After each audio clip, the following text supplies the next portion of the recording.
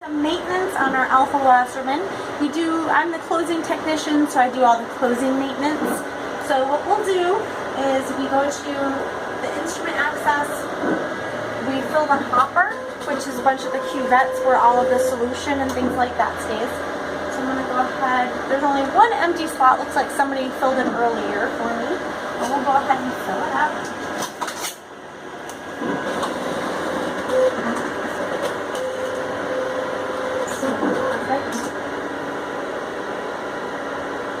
And then we empty all the containers.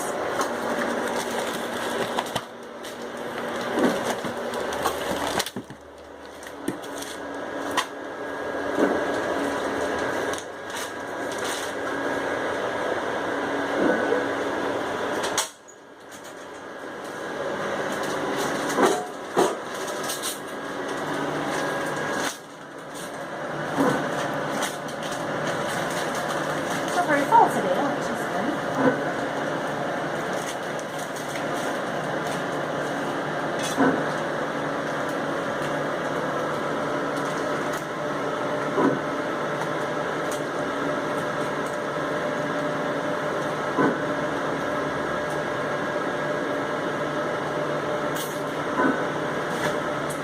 And we just check our napkin underneath, make sure that there's nothing in it. It usually can sometimes get some condensation.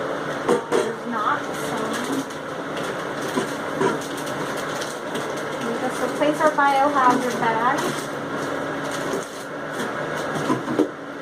And then I'm going to go to the sink. I'm going to pump that. This is just the solution.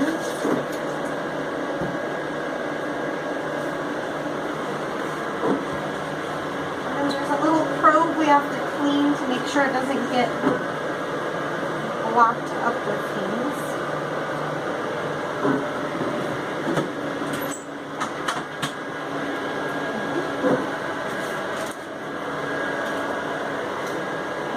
So all done with our containers. Actually, let me double check. All full there on the diluent. So we're going to accept it. And then we go to our utilities. And we're going to clean the probe pathway.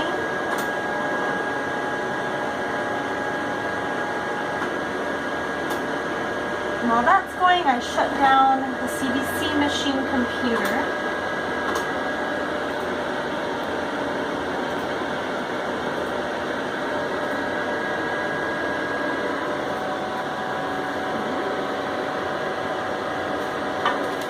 We do have a little checklist, things that we have to do each night.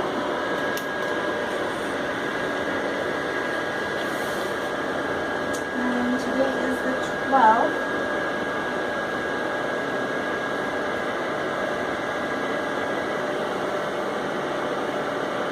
Okay, I'm going to take a peek at that little checklist here. So we just remove, discard, use samples. So I did that. Empty cuvette, we did that. Exterior probe, we're going to do that right now.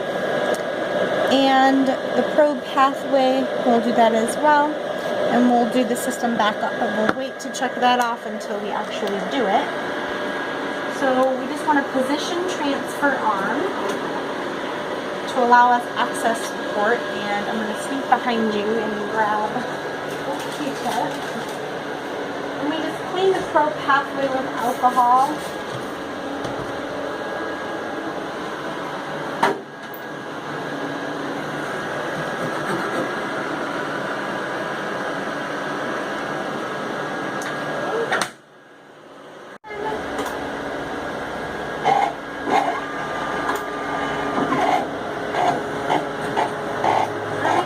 Our system back up.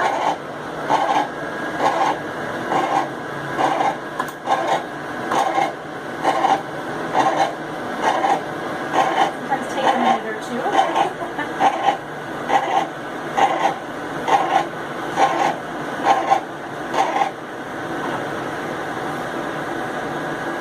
We just exit out of here and finish up doing the backup.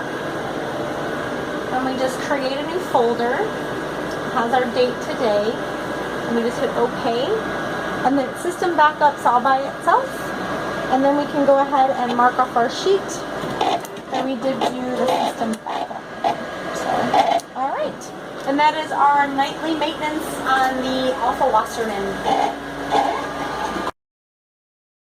Perform an ELISA heartworm snap test 40x.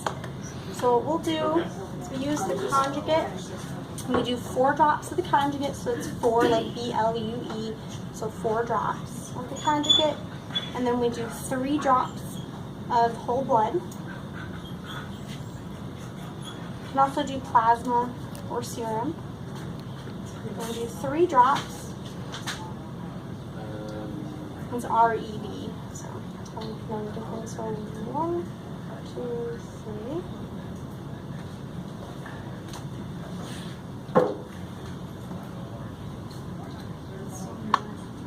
And we just mix it.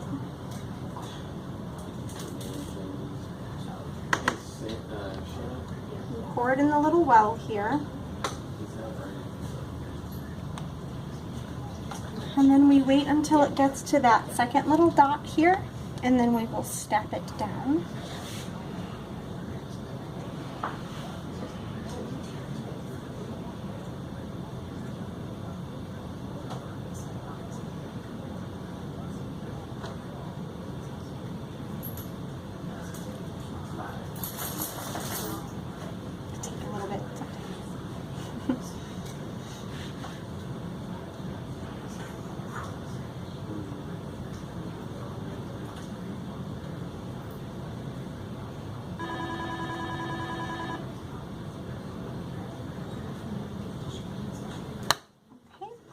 And then we let it set for 10 minutes, and we'll usually set a timer here.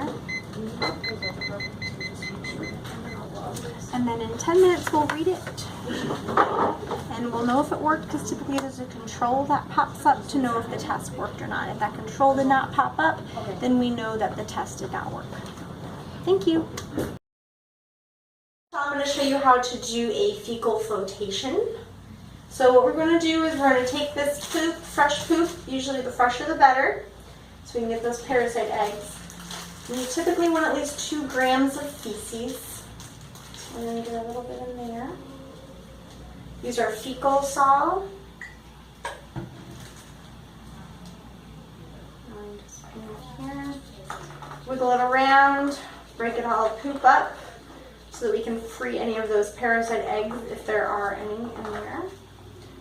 Seal it, fill it to the top, and you want to do just a little meniscus at the top of it, a little bubble, and then we'll place a cover slip on the top. And what having this fecal flotation does, it helps to filter the stool so that only the eggs and maybe just small amounts of stool can get to the top of it. And we'll put the top on there, a little cover slip.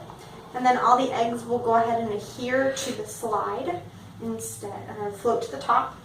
And then we let that set for 15 minutes. And set a little timer for 10 to 15 minutes. Usually hookworms, it takes a little bit longer for them to adhere to the slides. Usually about 15 minutes is best for a fecal. And then let's just say it's been 15 minutes. Then we transfer it to the slide.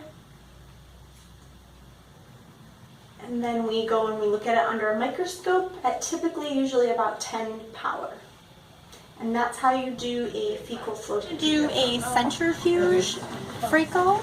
So I'm going to use about 2 grams of stool, and then we're going to fill it with fecal flotation material.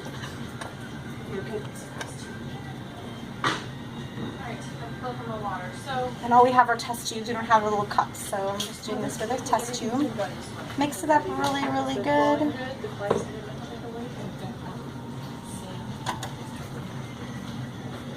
And then you strain it with a gauze. I guess he collapsed, but we don't really know, so we're going to be checking out low. And then, yeah, we can get her out early. well, were you able to call Mike's owner first? Were you able to call Mike's owner with the CT yet? no.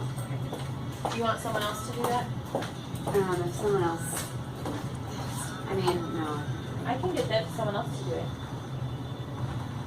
I can make it if someone else can. It's always kind of a mess doing this. You may come in. Okay. Okay. And then what we do, Sometimes you never know what. and we'll fill it up the rest of the way with Ficasol for the most part. Then we would put it in the centrifuge for 5 minutes and spin it. But to save time, I'll just go ahead and show you.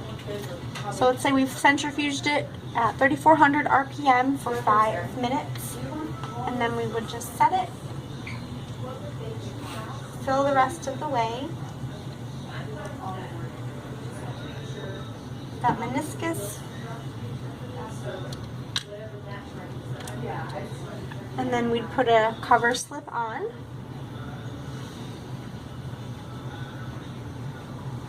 And then let it set for 15 minutes again. So just like a fecal float, the only difference is that we spin it in a centrifuge tube to make more of the sedimentation go to the bottom and more of the eggs rise to the top. Do a direct.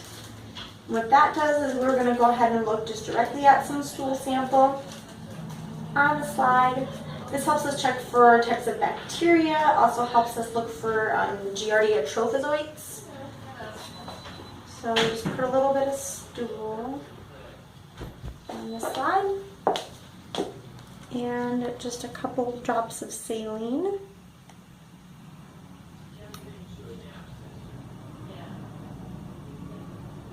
doesn't work. There we go.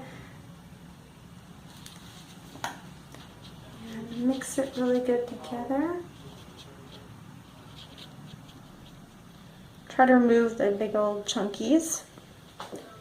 And I'll put one more drop to make it a little bit more. Okay.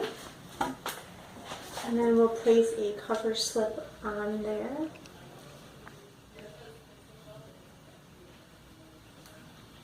And that's perfect because it covers the slide perfectly. All the saline mixes great with the stool, and you just want to have a nice, even, thin coating so that you can still see everything really well.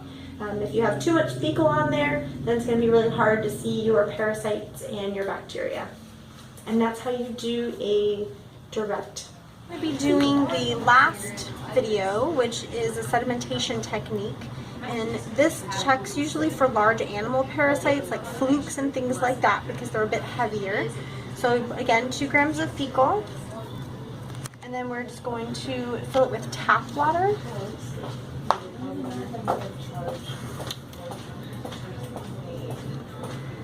Oh no, it's definitely.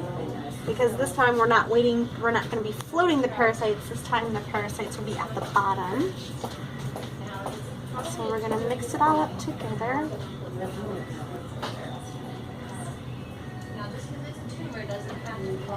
They're aware. Little poop slurry there. And then we'll pour it. But this is a life-threatening thing, obviously. Do another one. So we're talking about.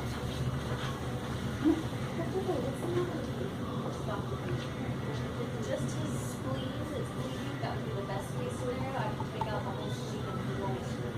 Well, I have a thermometer right there. I'll try this 10. Strain out the big feces and moss. How long is he outside? Okay. And then once you're done straining, then we'll go ahead and we can fill it the rest of the way.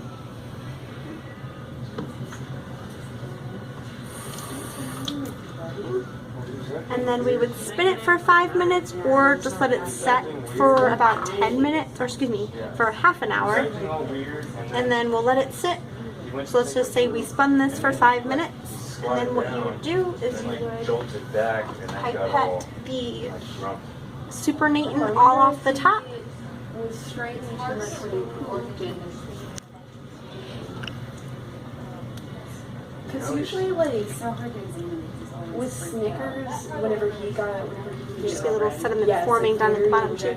So then what you'll do Even whenever they come out, is you'll get off all that supernate. So don't.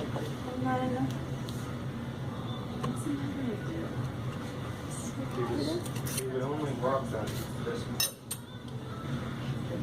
And then you would take off the very, very top That's like of the sediment that was at the bottom. Some You bushes. would transfer that to the side, would he like? Did he act like he kind of was trying? and then put that drop on and the like kind of like slide there. You seem super freaked out. that's exactly what Snickers would do when he And then we're gonna place a have like cover slip, strokes. and then would look at it under the microscope to observe any flukes from large animals. And that's how you do a sedimentation technique. We're going to be running some blood on little Henry. We're going to be running some blood chemistries. We're going to place it in our spinner.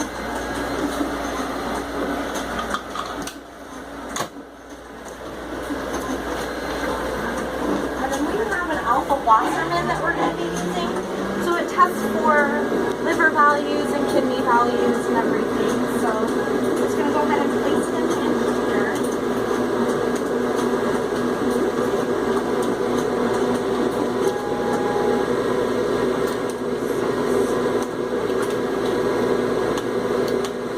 Finish putting in his name here.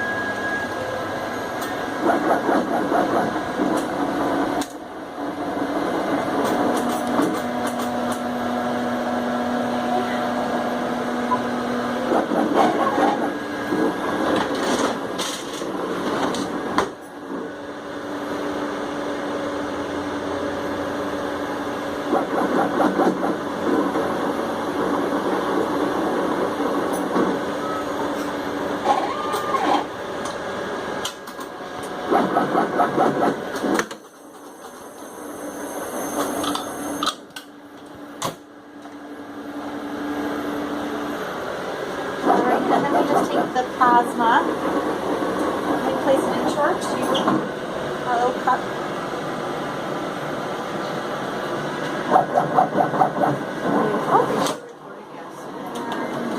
Just click accept.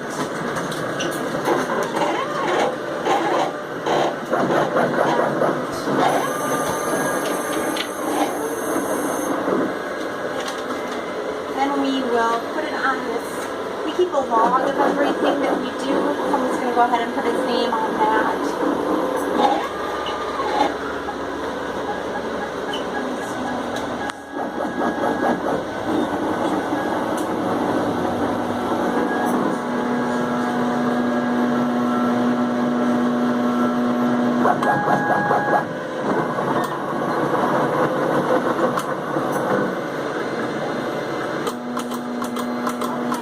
And that blood test usually takes about 10 minutes or so to run. And then what it checks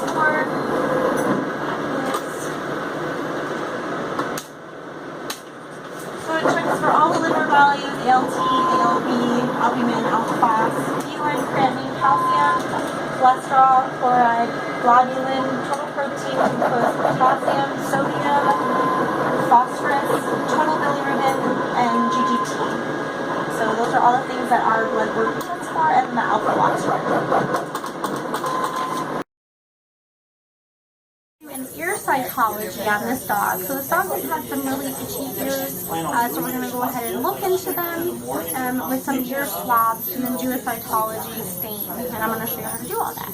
So we're going to have one ear swab for the left and one ear swab for the right. So we're going to start off with one. So this will be the left side. The dog is also getting a dental cleaning, so if you want to come on this side and you can see. So then we're going to get into the canal, and we don't want to go too deep, but just deep enough to get some good, you want to get a good sample. Okay, so that's what we got from the left side. So then we'll come over here, And then we're going to put it on the left side of the slide. You just want to do nice thin amount, really soft, but just enough, and remove all that excess harshness. So that'll be the left side. And then now we're going to do the right side, the right ear. Bring to the right side, and I'll just help.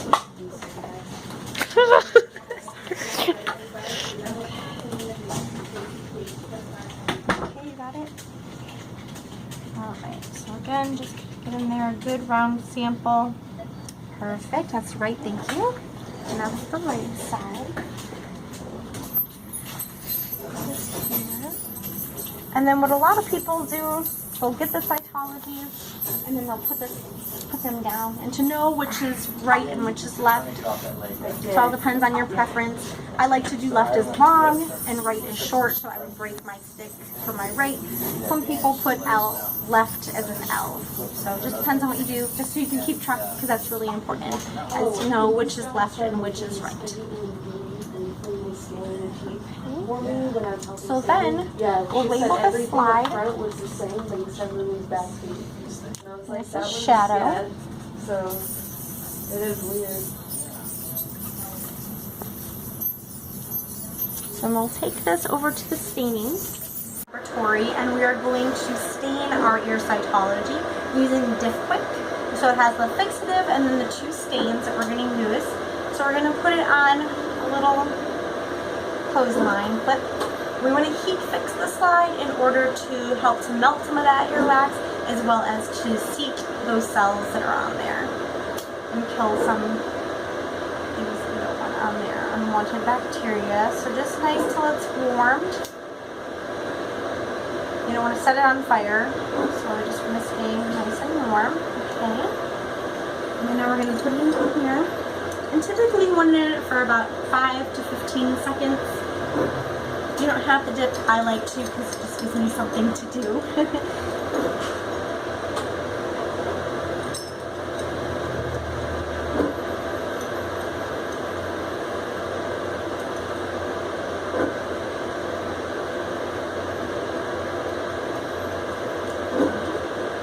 And then we'll rinse it. And then we'll put it in the other one. We don't want to recover them because they are toxic fumes, so just...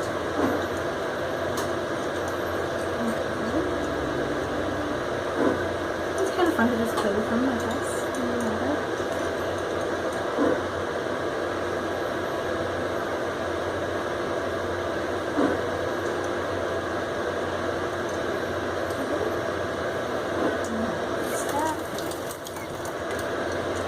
And then we put it in the very last stand.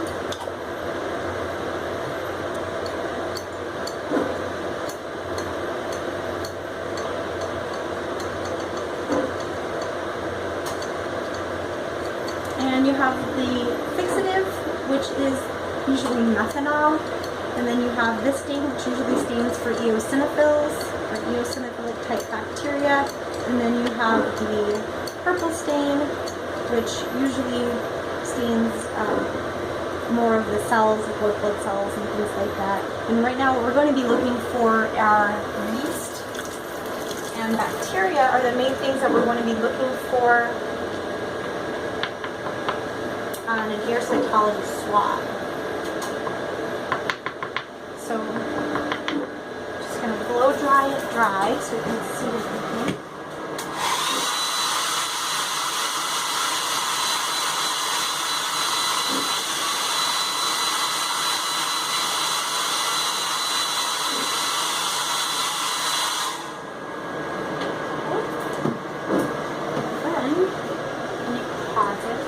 Alright, so now we are at the microscope, and first you want to look at it typically at about a 10x to be sure that you're on the proper field.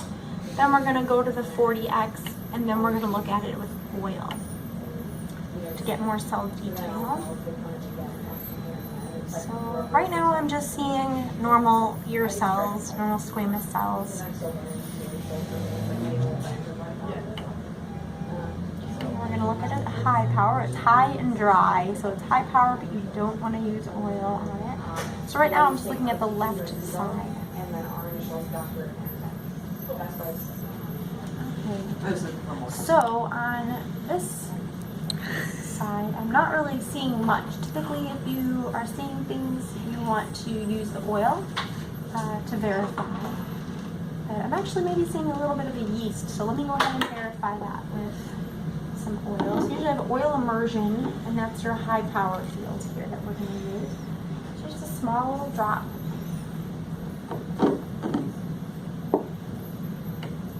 To look and to verify.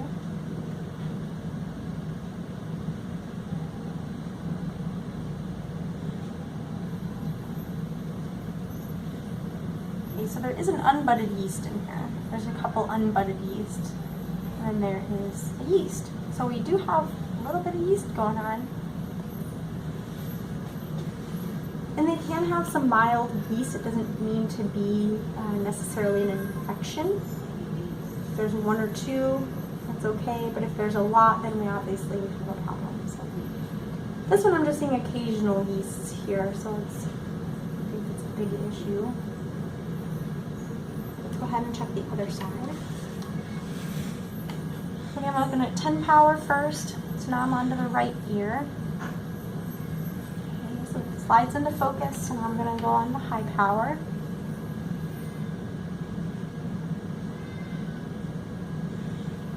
We have some more little yeast in this field as well, on this ear side.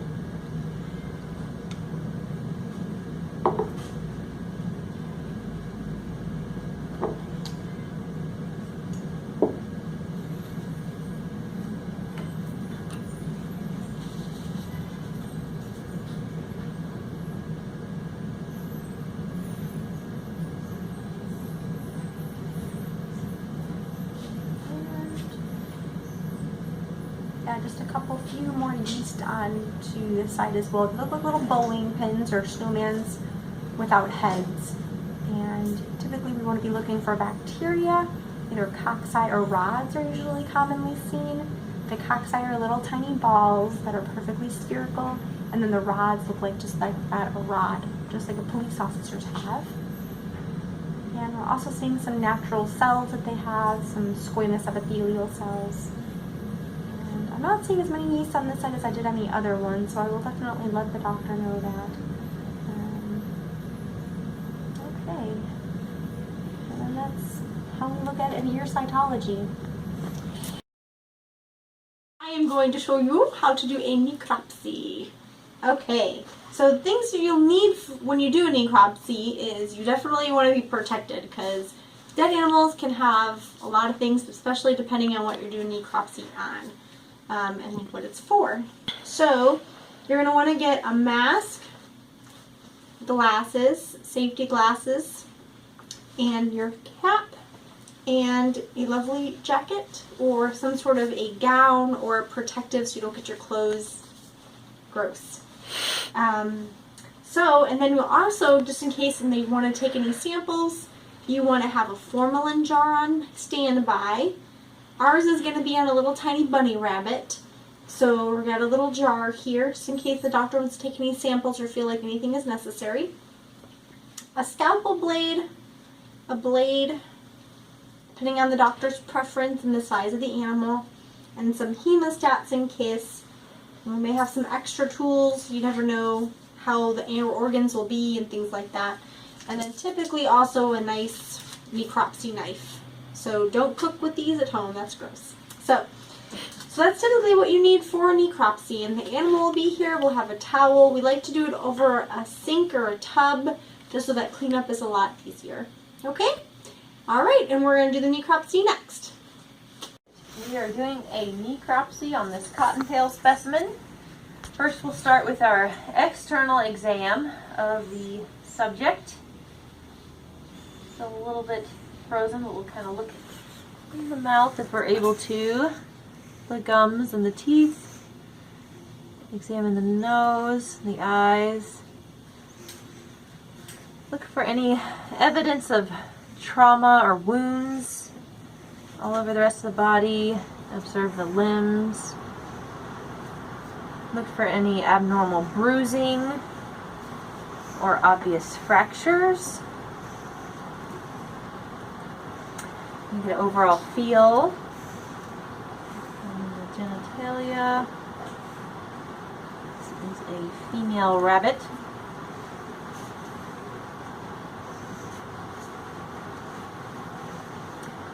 Once we get an overall look at our external spots on our patient, we are going to start with the necropsy portion. Area here. Is there anything you'd like to add, Michelle? No, just that I know she was admitted due to being hit by a car, Okay. and that we ended up euthanizing her here to make her obviously suffering stop. So. All right. Well, then that's the And she backstory looks- on our bunny. Yes. And it looks like maybe she was hit in the head, huh? Yeah, Yeah. poor thing. Okay. All right, so I'm going to Well, start. thank you, little bunny, for letting us Yes, use you. little bunny. I might actually start here with the smaller scalpel blade. It might be a little easier on our midline incision here. I'm going to cut through the skin, careful not to, hopefully not to puncture or damage any of the organs underneath. Just going to kind of start in the abdomen and then we'll work our way to the thorax. Would you give me some scissors, Michelle, actually? Thank you, ma'am. Oh, I think I have to This is watch a their- lot of these. So. cecum in our colon here, actually. That's interesting, actually. So kind of taking a little bit of a look before we disturb all the contents here, but getting a look at kind of everything in situ, as it were. Small intestines there. I do think we have some rupture of something in this rabbit at the time of death. You know, feel that Yeah. kind of free floating in there? There's some odd material. Now she has been in the freezer Stomach. for a while. Yeah, it's something a little bit abnormal here, which would be consistent with the previously known trauma, possibly. So I'm going to kind of incise a little bit up here. Actually, this is the time where we might get out our knife here. There we go. So we don't dull our other instruments here. But yeah, there's her diaphragm there. So something in her abdomen. Yeah. So actually, here is kind of an interesting finding. We found that her, as Michelle stated, her stomach does look like it had ruptured with some trauma, which is pretty gross. Rupture of her stomach would be written in your report for this one if you were writing a report. Definitely secondary to trauma. Go ahead and I'm just going to kind of run through her colon here. So actually, if you ever done a necropsy on a horse, this is a very miniature version of what horse guts look like. Yeah, their cecum is the biggest. Yeah. And that's where they do all their colon. Then we have fermenting. some jejunum here. Oh, they're so Kind of tiny. running through all of her intestines here, and other than her ruptured stomach, intestines look pretty normal. There's a lymph node here that's pretty normal. Tiny little kidney, look at that little kidney there. Musculature here. Yeah. We've got a little urinary bladder there. And there's the other And kidney. actually, here's her repro tract here too. Yeah. This is her. Oh, look at Those are her little- ovaries? Yeah. Aw, yeah. Little mama rabbit They here. have different ovaries. Yeah, they do. Look at that. Honestly, I wonder if she was pregnant. Yeah, they I might have those honestly little think babies. that we have a pregnant mother rabbit here, sadly. We've got Aw. some little, Little looks like bunny maybe foo-foos. 4 of them. Very interesting. Yeah, little baby bunnies. Oh. Well, it's a female rabbit. There's her uterus. Oh, look, and here's her horns. Yeah, she's got babies. There's her horns, or it bifurcates there. See that, Oh, Marty? yeah. Here are horns. Some little baby bunnies is in cool. there. Yeah. And so, what else? Got some more intestines here. Kind of Anything going you back would up to take a some- biopsy of? And you know what? We will biopsy the uterus in a minute. Let's just, I think Okay. it might be cool to look at one of those in a second. yeah. Pancreas up here. So stomach, other than the ruptured stomach, her intestines look pretty unremarkable. And liver here, post-mortem color, gallbladder, look at that. Oh, yeah, very fascinating. So, certainly possibly some hemorrhage in here that maybe occurred before she was put to sleep. But she had some trauma for sure. I am going to continue our incision up here. We're going to look into her thoracic cavity. Some infarcts in her lung tissue that are probably secondary to trauma as well. There is some free fluid in her thorax that would be hemorrhage. So she may have had some hemothorax when she was struck by the car. Some bruising on the body wall on her left lateral side. Flora otherwise looks unremarkable. There's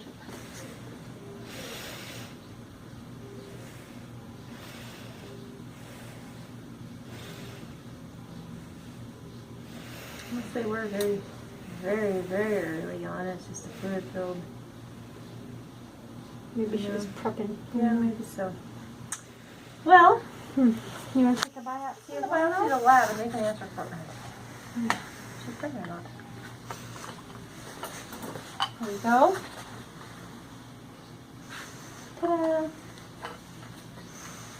Well, I think based on our necropsy findings, we say that the findings are consistent with previous trauma.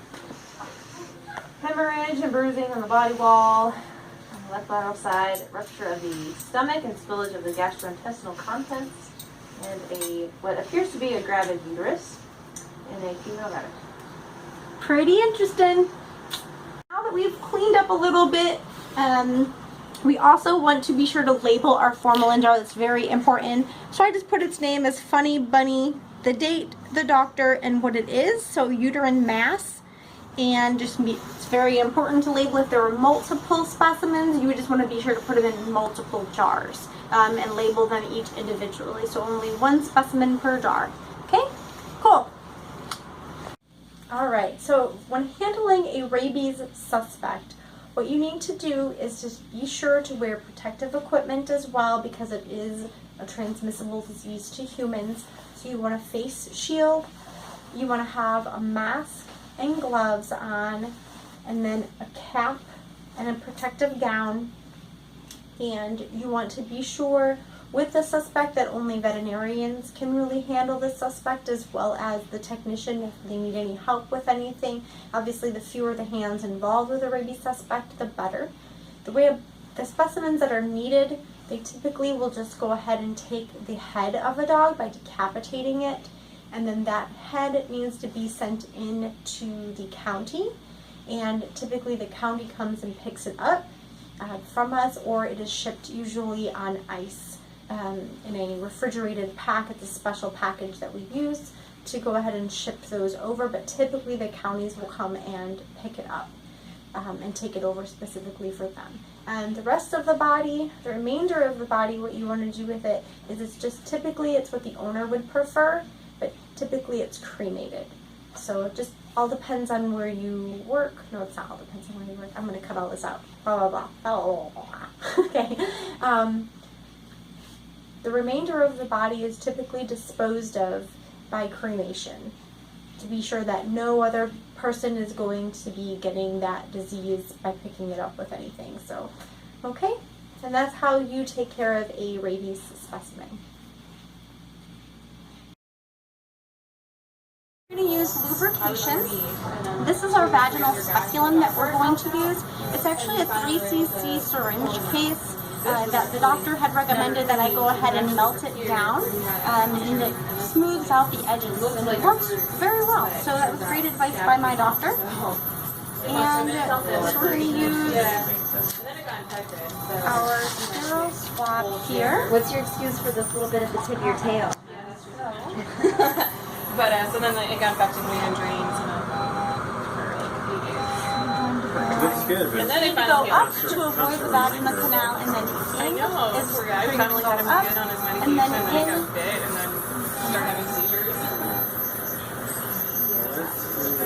And I'm going to use my finger to go ahead and guide that. Hanging on the Let hand. me actually put some more lubrication on. We're all set, I guess. We're good. Up. There's no fun or anything for today, so I think Yeah, we're we'll Okay. probably Ready to just go? hear something. Alright. You ready, Penny? Excellent. Just take advantage off when you get to it. Yep. Great. Alright. It's nice So doing that this is again. in. I'm gonna get my Yeah. sterile swab. And Ireland, would you please hand me that saline, please? That's in that syringe right there on the counter. Thank you. And if you can go ahead and just squirt some on here. Okay, so just squirt the tip of that with it and get it all moist. Oh, you can take the syringe off the needle off. No, tap this really down. Alright, and just alright, so we just want to moisten that with saline so that it feels better. And then I'm just going to gently swab that inside there. The machine can kind of make quite a difference as far as Yeah. technique. I can do that. I've learned I need to be that I haven't constantly experienced it, but So then we'll remove our speculum gently. And this is our swab that we got. Yeah. And then we're going to place this on the slide. Oh, heck yeah. Yeah, triple breasted. Just a nice thin layer. I mean, honestly,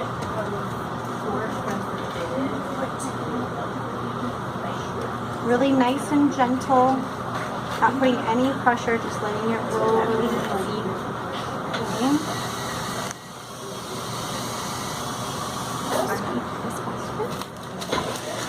And then that is our cytology that we'll use to do the staining of the vaginal cytology. So I did the saline with the swab, and I put it on here. I made my cytology, and I just let it dry. So I'm going to go ahead and heat fix it. And again, just light flame.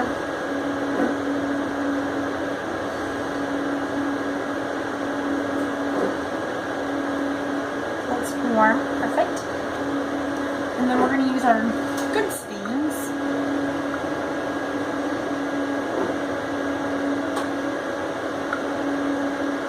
About 5 seconds each.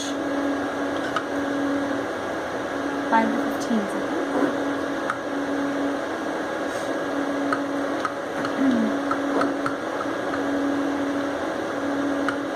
You should go about 10 or so, and in between.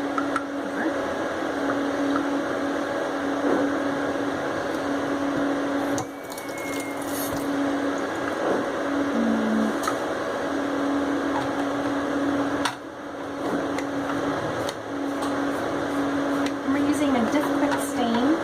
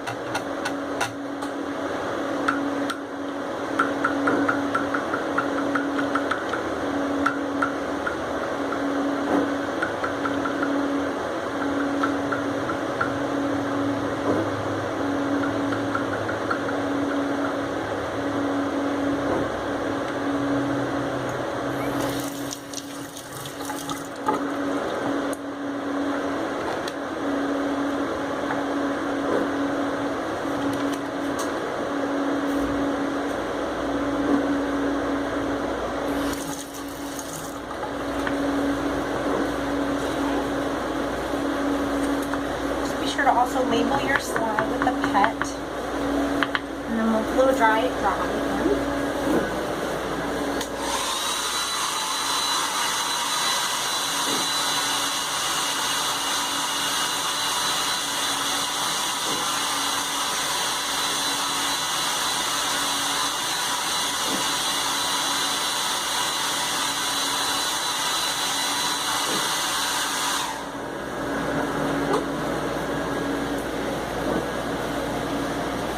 To look at the microscope to see what kind of cells and what stage of estrus that this dog is in. That's why we do a vaginal cytology. Typically for breeding programs, you want to know when the pet's going to be ready to breed, and the best way to do it, one of the best ways to do it, is by doing a vaginal cytology. So there's a couple stages of the estrus cycle. There's anestrus, which is the resting phase. Then there is proestrus, which is they are readying themselves.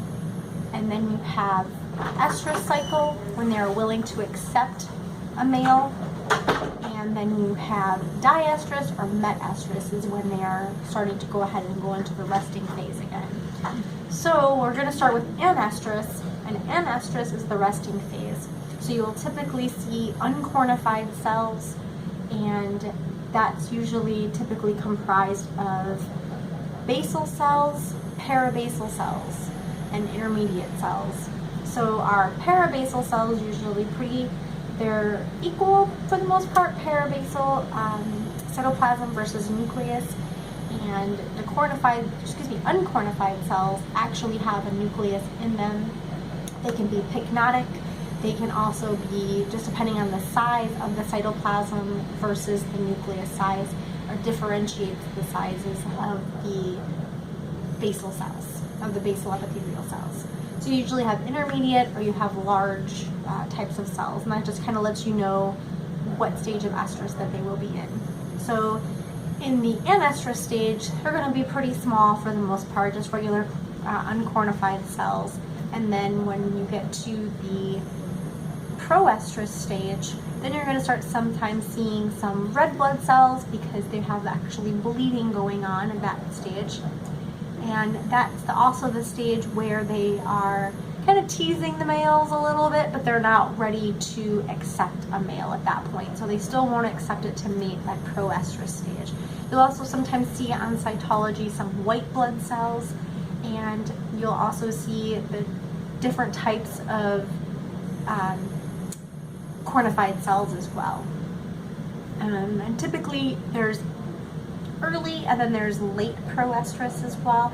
So you'll have more of the larger cells toward the bottom, and they'll start to almost look cornified toward the end sometimes for the proestrus stage. And then you want to go on to the estrus stages next. Estrus stage is where you will see nothing but cornified cells. Sometimes you can see a few red blood cells and some white blood cells too, but mainly you're seeing cornified cells, which do not have a nucleus. So that's how you know they are in the estrus stage and they are ready to accept a male dog and make some babies. So then after your estrus stage, then you have metastrus. And typically it's really hard to tell the difference between anestrus and metastrus. But the only way to really tell a difference is knowing that estrus had happened before metastrus. So it's a lot of the signs and symptoms and things like that also help you to determine what stage that the pet is in. But cytology-wise, it is hard to tell the difference between anestrus and metastrus because both of them are pretty much resting stage. Metastrus is like recovering stage. So after that, we're going to go ahead and look at Shadow. Shadow is a spayed female, so right now we're probably just going to be seeing some uncornified epithelial cells right now. Is all that I plan to see. It just depends on what kind of size they are. I'm just looking at the size of the nucleus and the cytoplasm to determine what size these are. So I'm just starting at 10x just to get my bearings and be sure that I'm in focus. And then I'm going to go to the 40x, which is the high and dry stage. Just see a lot of debris for the most part. I'm trying to find some good cells here.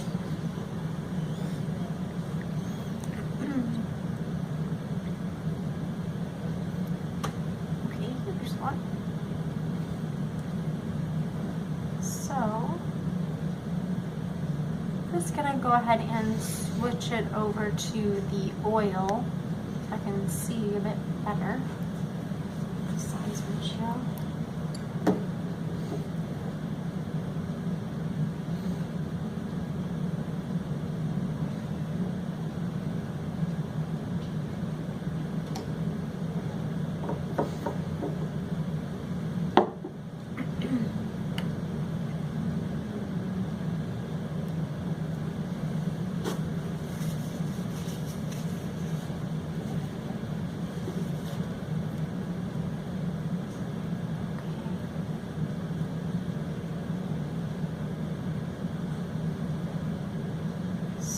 these are looking intermediate cells.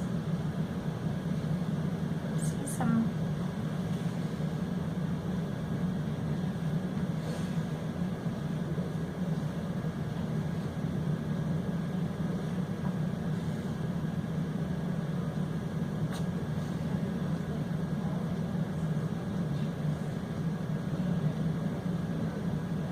looking at this and I'm just only seeing some intermediate cells. The cytoplasm, oh, there's a paravasal, or yeah, a paravasal cell, because has a pretty large, almost looks like an egg yolk for the most part, except the yolk is, or not the yolk, the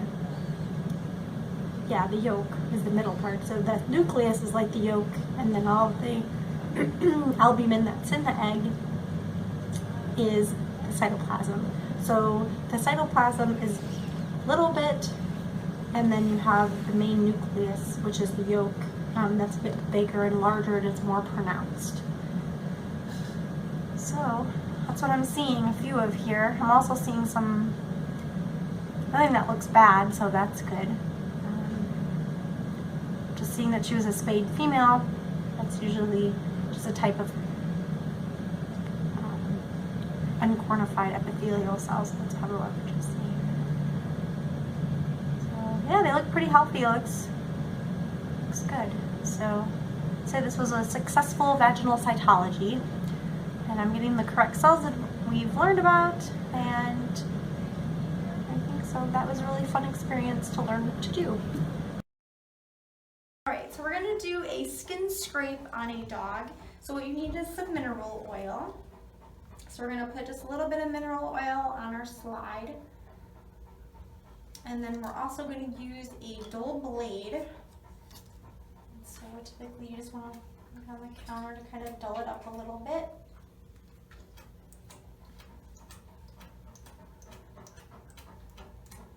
Okay, and we'll put just a little bit of mineral oil on the blade as well to soften it and get everything to stick to it.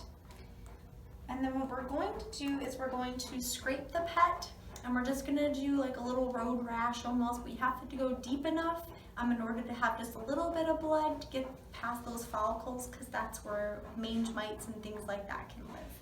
So this is Huxley. He's gonna be our little example. So you can see here he's got a little bit of fur missing. So we're just gonna do a skin scrape. It's a little scaly. So all we do is just scrape it very nice and gently, but enough to get. I know. I know you're being. We've dulled our blade if that's what we need to do. So we've got a little bit of blood happening. We just need a little bit deeper. Does that look good, Dr. Sarah? That's why we made two slides. I'll get that real quick. So we got a good amount of hair on there too. Okay. Yes, she was a very good boy, Huxley. We'll get you your pill pockets. Okay. So now what we'll do is we'll examine this microscopically as well. Okay, so now we're going to look at this underneath the microscope. We're going to look at it at low power. So we're looking for are just little guys, little creepy crawlies.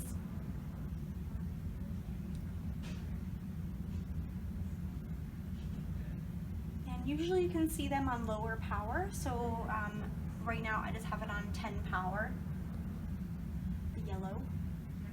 I'm just examining it. I'm not seeing anything on this slide. We have a lot of the hair follicles as well that I'm looking at, and I don't see any little guys, any little mange mites that would be causing this. And we'll just examine the other slide also.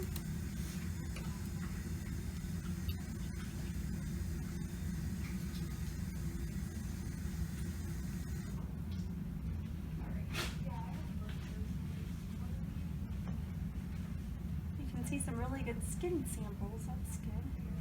means I got deep enough. And I do not see any little guys here. Of course, have the doctor just double check just to be sure.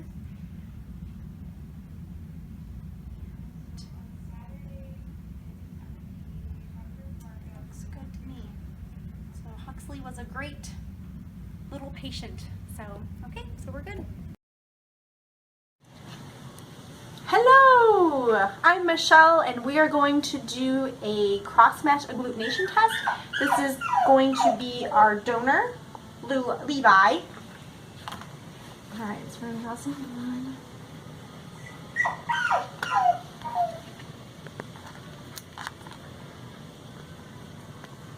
You ready, Levi? Good boy, stay. Good stay. Good stay. Good boy. Good boy. Oh, you're a rock star. Perfect. Good boy. Okay, good Good job. boy.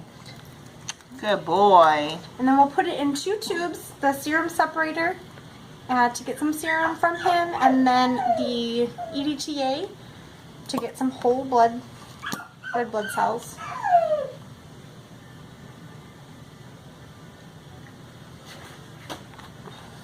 Now we're going to draw blood on the recipient dog, Hannah.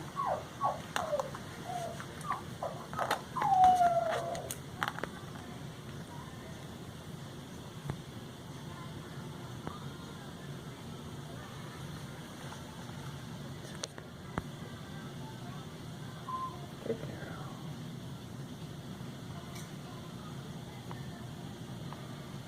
girl. Okay. Good girl. Perfect. Good girl. Very good. Right.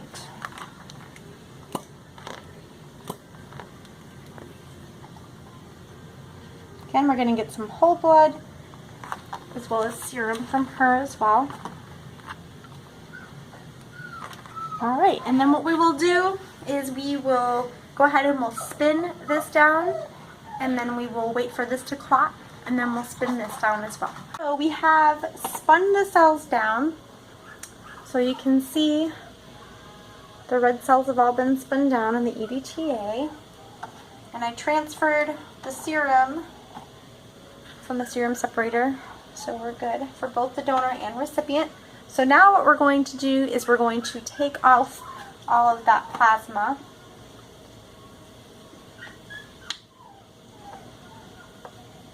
And this is for Levi. So Levi's the donor, so I'm going to put his in here. We're going to decant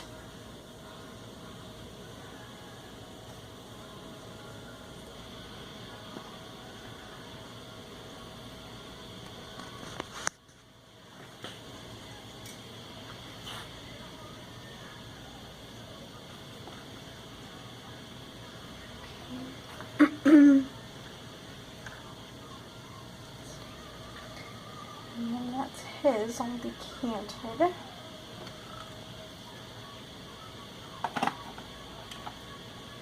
And then Hannah's.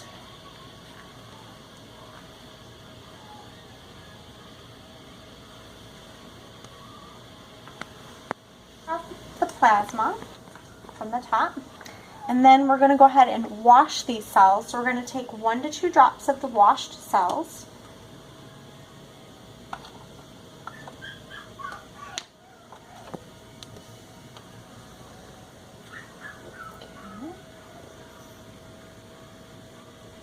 Or the spun down cells, not washed cells. And we're going to put 1, 2 drops in there.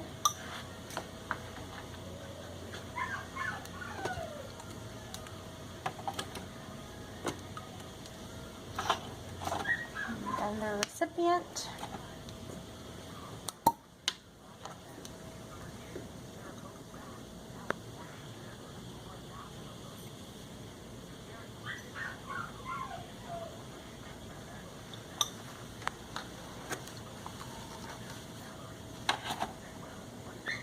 And then what we do is we have saline, and we're going to fill the tube all the way up.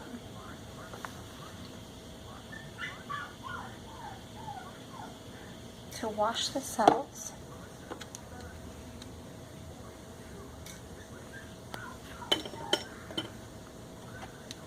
the same thing with the donor, Mr. Levi.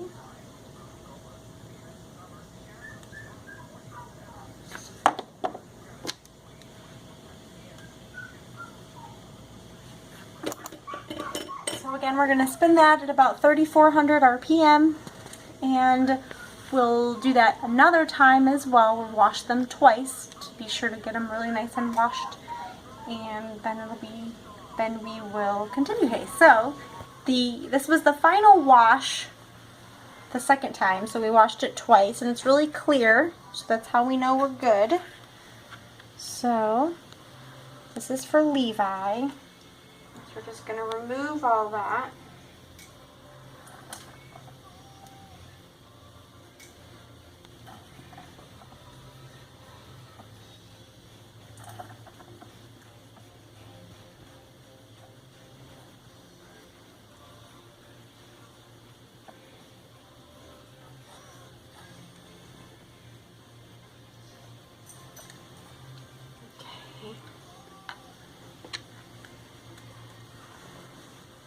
Maybe a little bit more. I can remove.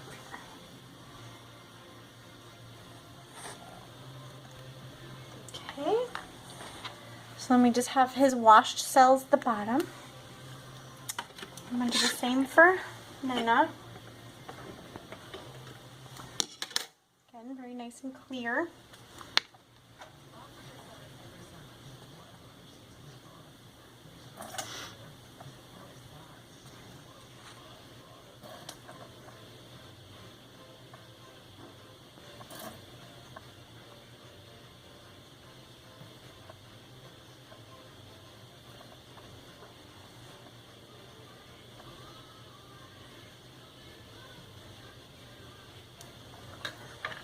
Again, they're all washed as well. So now we take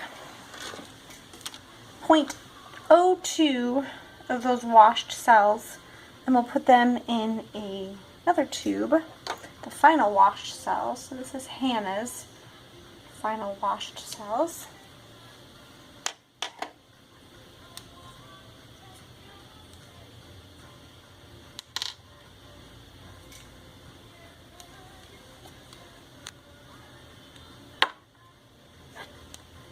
So final wash.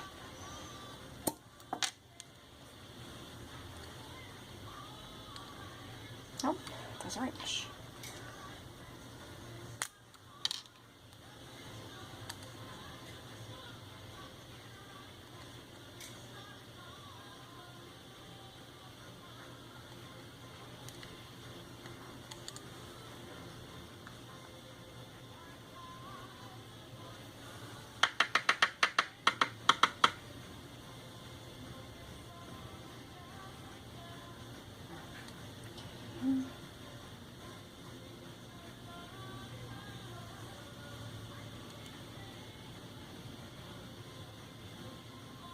Okay, so that's 0.02.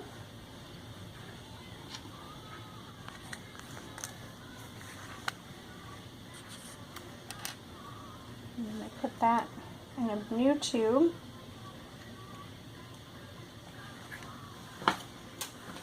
And then we dilute it with 0.98 mLs of saline.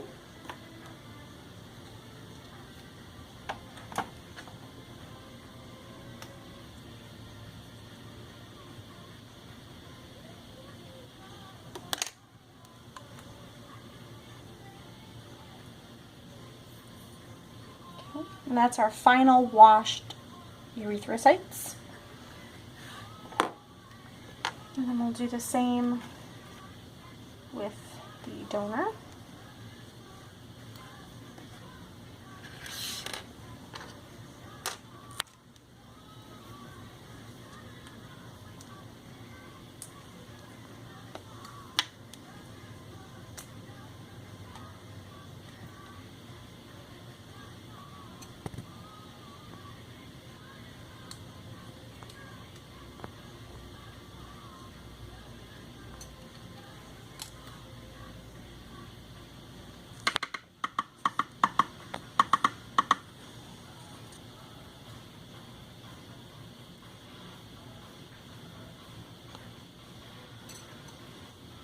very tiny amount.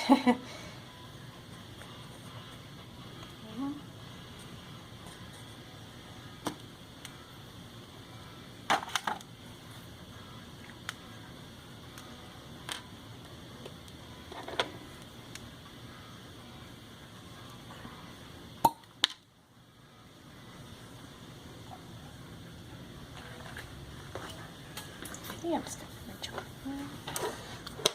Get another 0.98.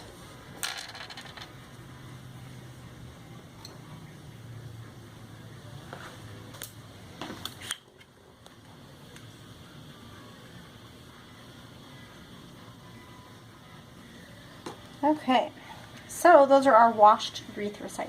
Boom.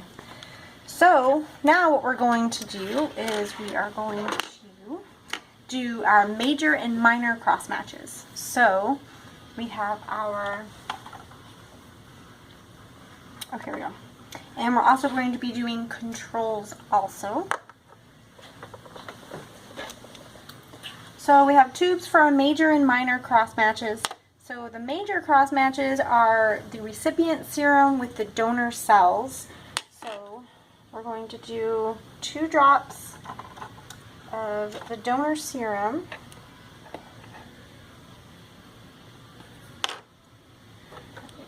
A minor cross match. So we'll do our minor, which is donor serum.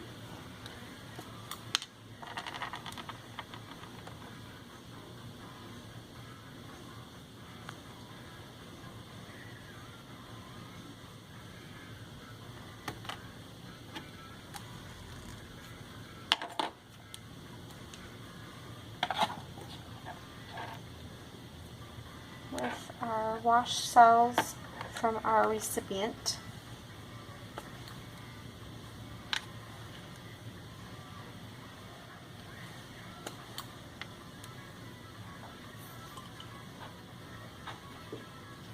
And just 2 drops.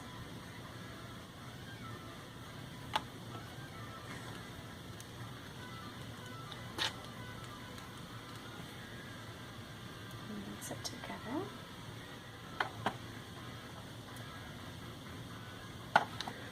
Okay, and now we're going to do our major cross match, which is the recipient serum.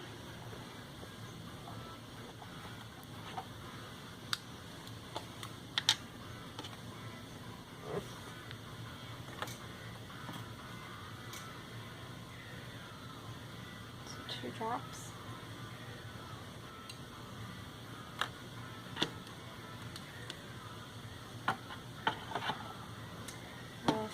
The donor cells.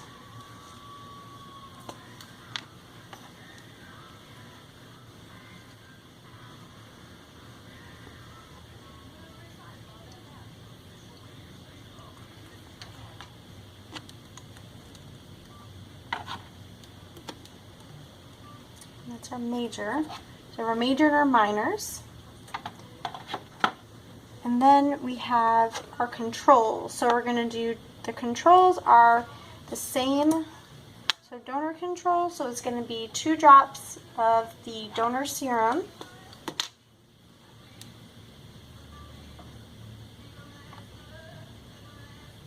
Donor serum.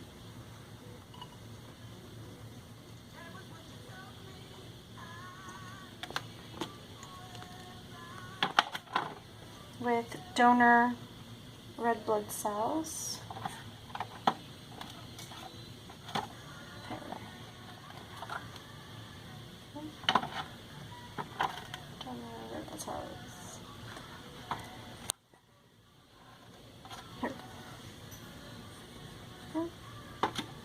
Alright, there we go. So many tubes. Okay. There's hands. Oh, here we go. Donor blood cells.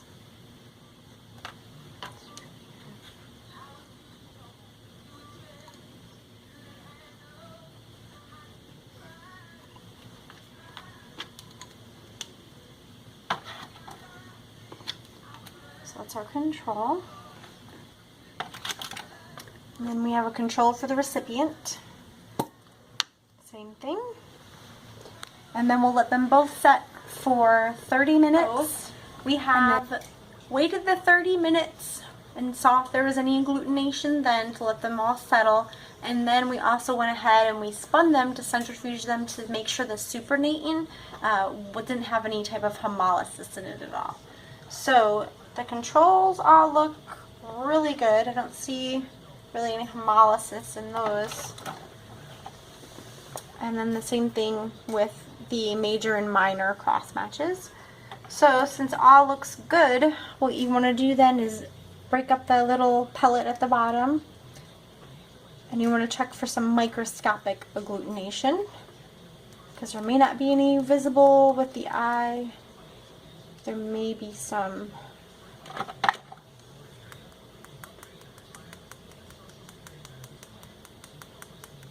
That we can't see. Okay, so then we'll go ahead and I'll take a pipette.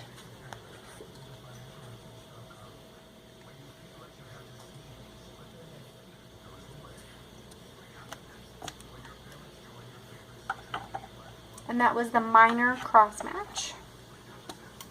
And I'll put a cover slip on that. And then we'll have our minor cross match. Oops.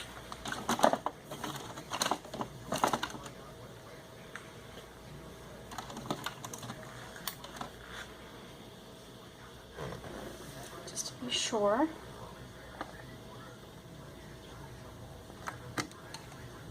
Because agglutination would be very bad. That means that all the cells are sticking together, which we don't want them to do when they are in the body. That is bad. So we'll just look with the microscope. So I'm going to check the minor cross match first.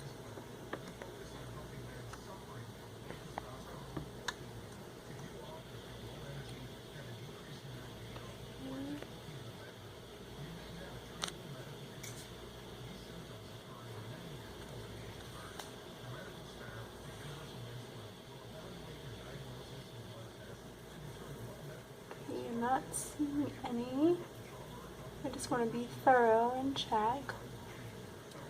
And then check the major cross match now.